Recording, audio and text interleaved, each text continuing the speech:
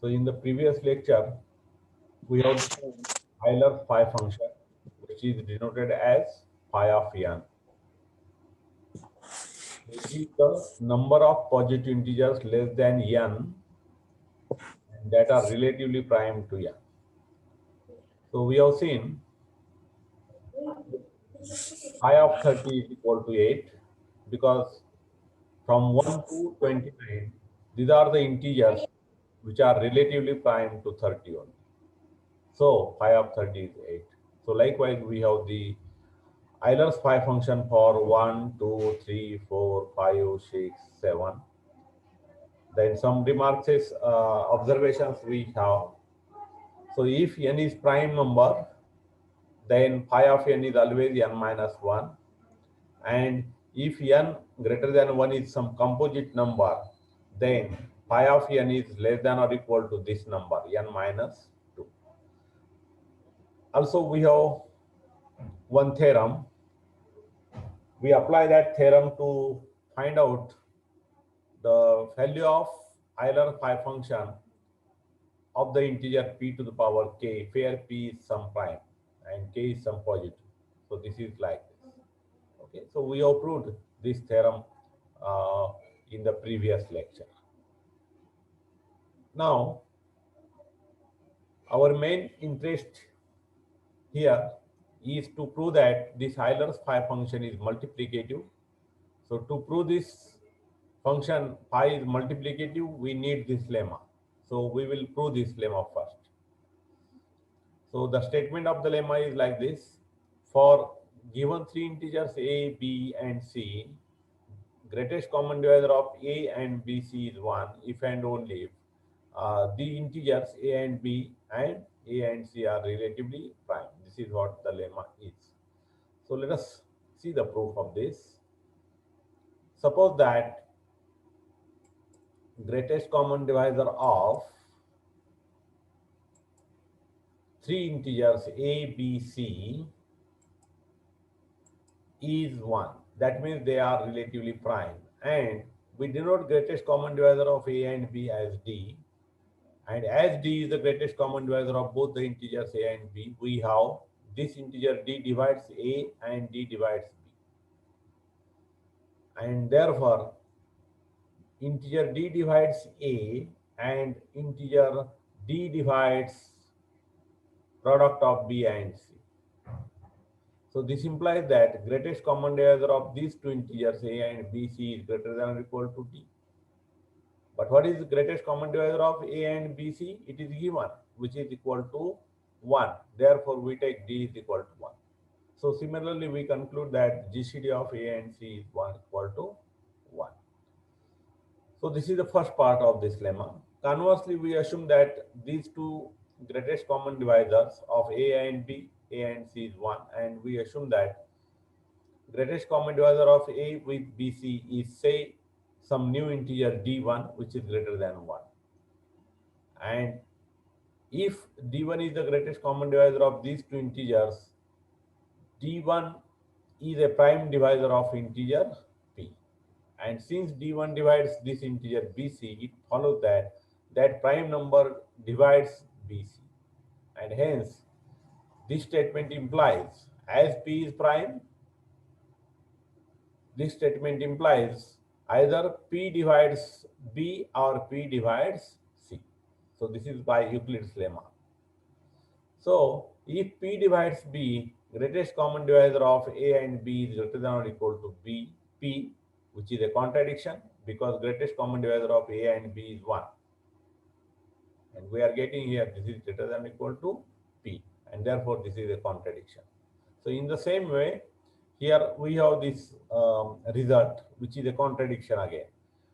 Greatest common divisor of a and c is 1, but we are getting this is greater than or equal to p. So this contradiction arises due to the fact that we are assuming that this d1 is greater than 1. So what must be true? d1 is equal to 1, and therefore d1 is equal to 1. And d1 is equal to 1 means we have greatest common divisor of a and bc is 1. So that has been proved. Okay. So this is the proof of this lemma.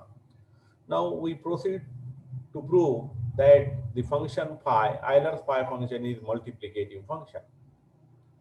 So to prove that function phi is multiplicative function, by definition of multiplicative function, we need to prove that phi of mn is equal to phi of n into phi of n whenever m and n are relatively prime. That is here. Okay.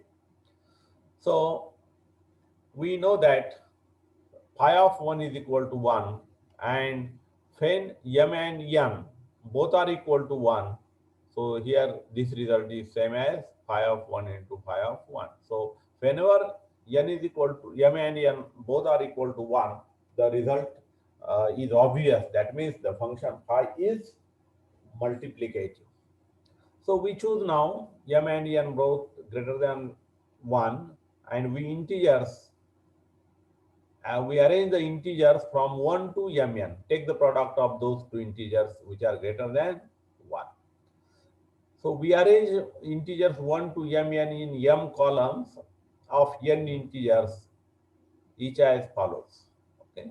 So m columns, first column, second column, third column. So rth column, this is mth column, right?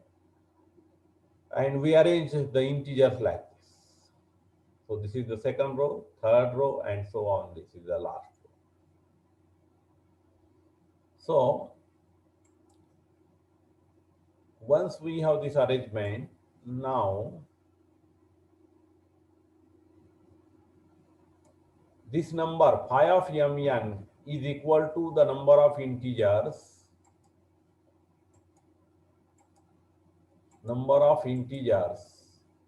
in above array which are relatively prime to mn.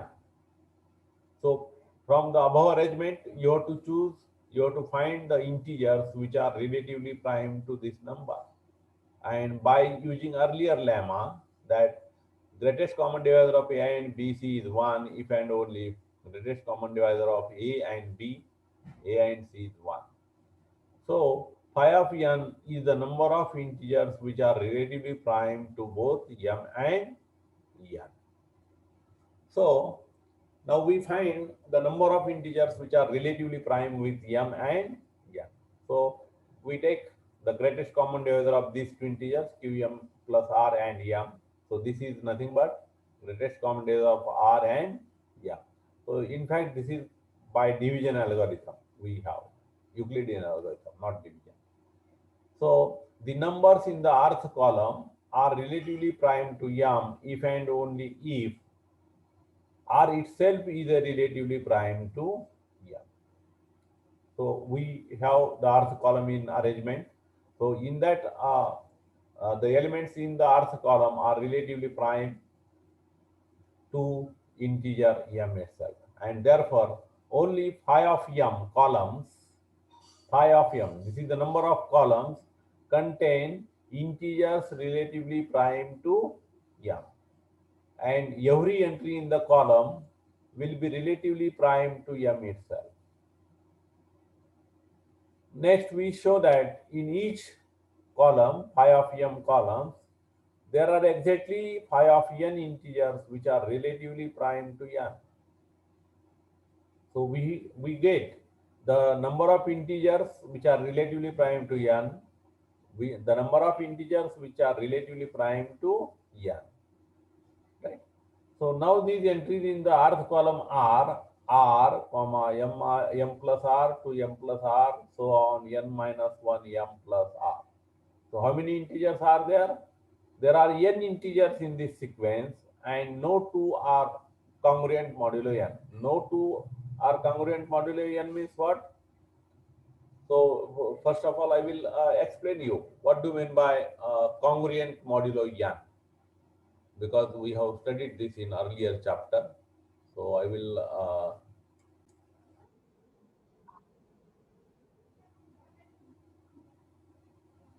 there are n integers in this sequence, and no two are congruent modulo n. So in fact, this integer km plus r and jm plus r congruent modulo n with this restriction. K is less than j is less than m, and this by definition of By properties of congruence, this R is safe. So this R can be cancelled. So that gives new congruence. Km is congruent to Jm modulo n. And since the integers m and n are relatively prime, we can cancel this m also in the congruence. This is by property of congruence. What we get finally, k is congruent to j modulo n. That means n divides difference of these two integers, right? And this is congruent. This is contradiction because no two are congruent, and therefore the numbers in the rth column are congruent modulo n to this 0, 1, 2 up to n minus 1. So what we assume that no two are congruent modulo n, but here we are getting two integers which are congruent modulo n in some order. So this one is congruent to some another integer, say 5 under modulo n. 2 is congruent to say 10 under modulo n. That is the meaning. So if we assume that S is congruent to T modulo n, then S and n are relatively prime if and only if T and n are relatively prime. That is the case. And this implies that rth column contains as many integers that are relatively prime to n, and we denote those number of integers which are relatively prime with n by phi of n. And therefore total number of entries in the array that are relatively prime to both m and n is the product of these two numbers. First is phi of n, another is phi of n. So this phi of m into phi of n is the number of integers which are relatively prime to both m and n, and therefore we can write phi of mn is equal to phi of m into phi of n. So that means this function phi, Euler's phi function is multiplicative, and this proves that the Euler's phi function is multiplicative. Now in the next theorem, we will prove that for a given integer n greater than 1, and if it has a prime factorization like this, then we can find the Euler's phi function for prime factorization number. So that is like this. Then phi of n is equal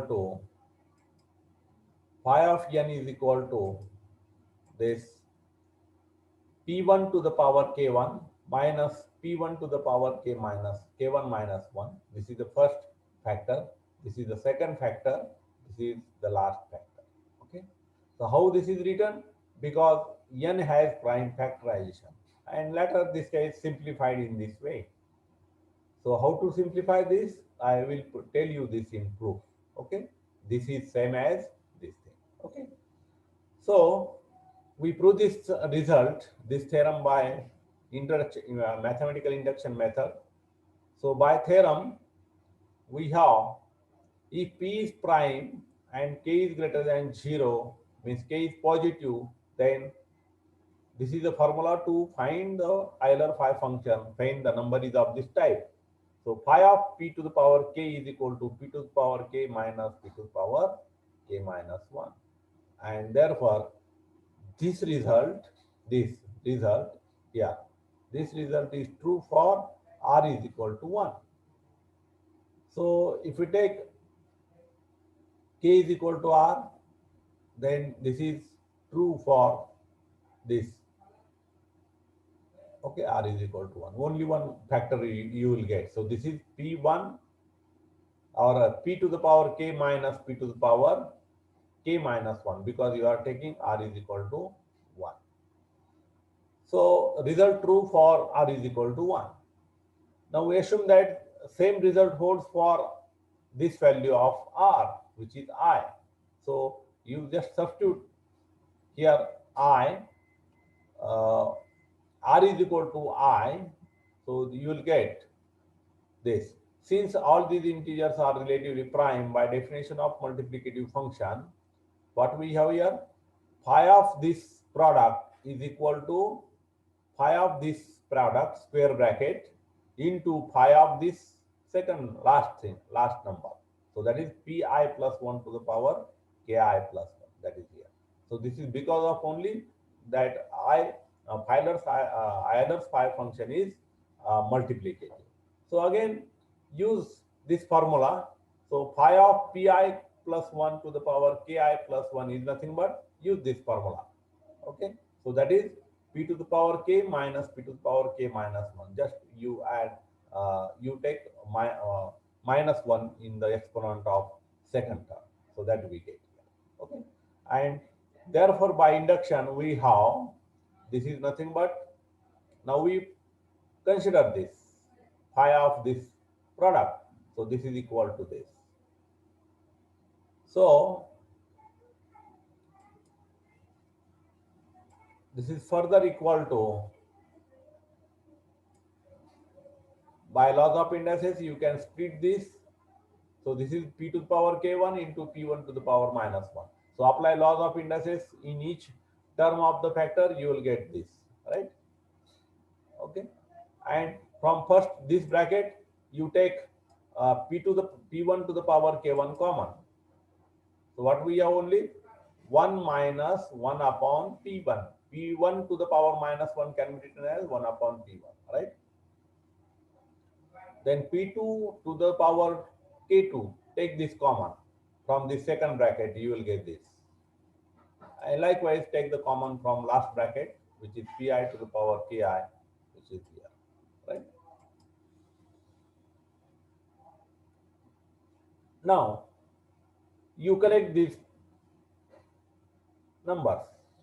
This we have product p1 to the power k1, p2 to the power k2, so on pi to the power ki, right?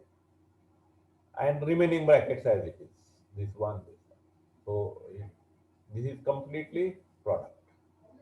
Now we come to this phi of, we have this number into this, so we have this, right? So which is here, right? So phi, we write the value of phi of p1 to the power k1, p2 to the power k2, so on pi to the power ki from this expression. Okay, we determine this. So put this value here. So we get all these things. And this last factor is as it is. Right?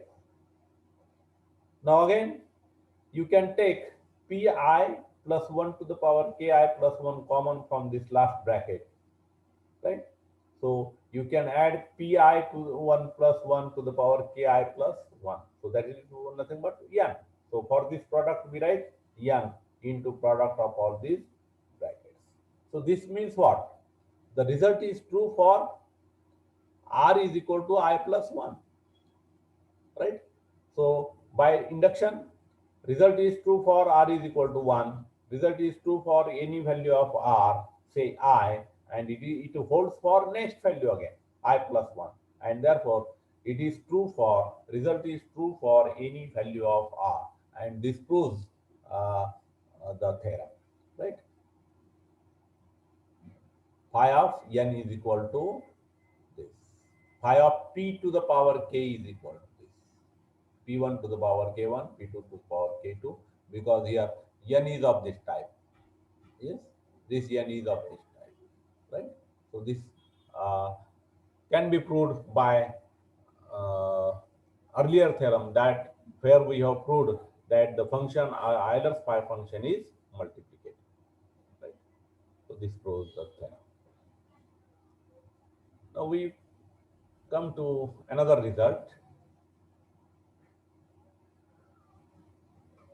We have, yes, 15 minutes, no problem. So for n greater than 2,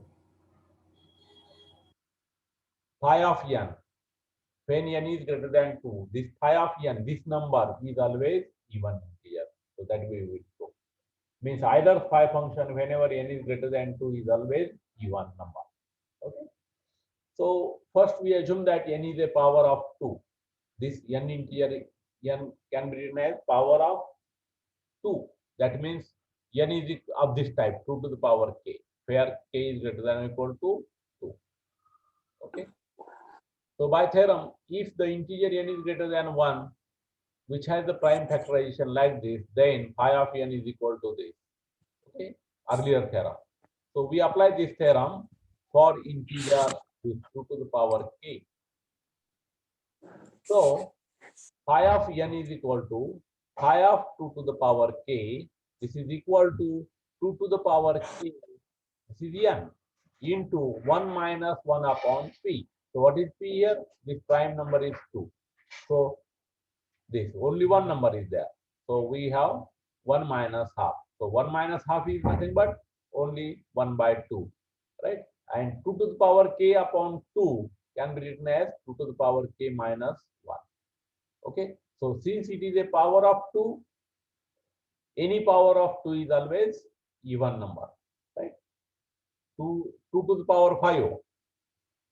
So what is it? 32. So it is even. So if you take any power of 2, that is always even. So we have proved this result whenever n is a power of 2. So if n is not a power of 2, right, means integer 3, right, or integer 7, because 7 is not a power of 2, right? 10 is also not a power of 2, right? So if we have such integer, then it is always it is divisible by odd prime. Odd prime means 3 is odd prime, right? 11 is odd prime, like that. Okay. Therefore, we write n as this p to the power k into some multiple, right? Where k is greater than or equal to 1. And these two integers are relatively prime, right? And since the Euler phi function is multiplicative function, we can find phi of n. Euler phi function for this number n is equal to phi of p to the power k into m. And as the function phi is multiplicative, we can write this as phi of first number into phi of second number, right? So what is phi of m? So you should have phi of m here. Okay, it is here. So phi of p to the power k by earlier formula, this is nothing but p to the power k into 1 minus 1 upon p, right? Phi of into, I forget to take phi of m. It is always there. Okay. So p to the, you solve this bracket. So this is p minus 1 upon p into p to the power k, right? Into phi of m. And p to the power k divided by p. So this is what? P to the power k minus 1 into p minus 1 phi of n, right? So phi of n is equal to this, right? So this is a multiple. So 2 divides p minus 1, which is even. This number, phi of n. As this number is divisible by 2, any prime number minus 1. Say, for example, prime number is 11. And 11 minus 2, 11 minus 1 is 10. It is divisible by 2, right? And therefore, this product is divisible by 2, right? And therefore, this integer phi of n is even.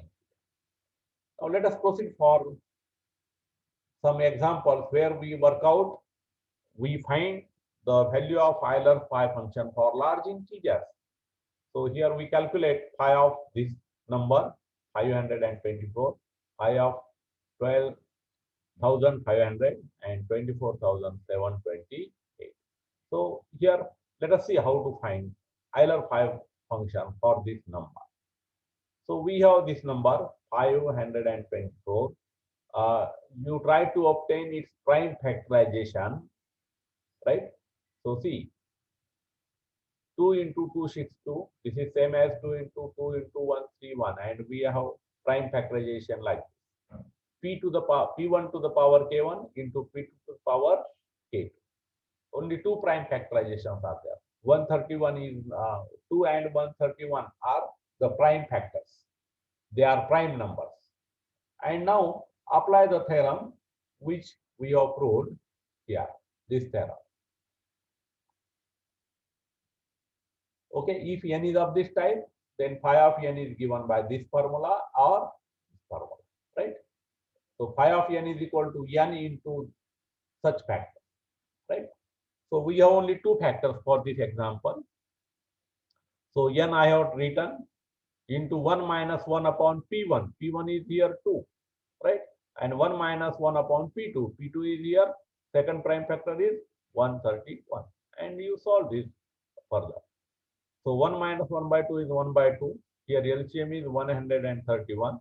So 131 minus 1 will be 130. So 130 divided by 130. And if you solve this, right?